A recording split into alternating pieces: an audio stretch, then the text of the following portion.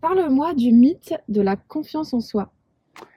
Je pense que viser une confiance en soi absolue, comme tu peux le voir dans différents contenus dans le développement personnel, c'est dangereux parce que ça peut contribuer à une forme de quête d'un truc qui est absolument intouchable.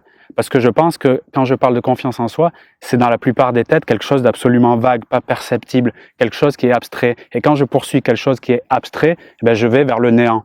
Donc je pense que pour, entre guillemets, augmenter sa confiance et finalement se sentir mieux, c'est d'abord définir qu'est-ce que c'est la confiance en soi. Pour moi, c'est tout simplement le résultat d'une action ou d'une compétence que j'ai acquise qui me permet d'obtenir un résultat précis. Ça paraît un peu long comme ça, mais c'est nécessaire pour ramener justement du concret. Et donc, je pense qu'il est plus intéressant de faire un focus sur quel est le but que je poursuis dans un domaine précis et quelle est la chose, action ou compétence que je dois apprendre pour parvenir à ce but. Comme ça me permet d'oublier cette quête de confiance en soi, mais d'amener quelque chose qui est plus applicable, quelque chose qui est plus finalement près de moi. Par exemple, si je veux me faire respecter par mon compagnon, d'accord? C'est un objectif qui est sain, qui est génial.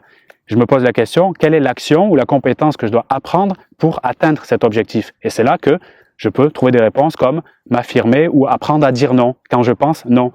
C'est une compétence qui peut se développer comme apprendre à conduire ou apprendre une langue étrangère. Et à partir de là, je focus sur cette compétence, cette action à développer, non pas me dire je veux avoir confiance en moi, qui est quelque chose d'absolument abstrait et qui t'amène encore une fois dans des sentiments négatifs et une course sans fin.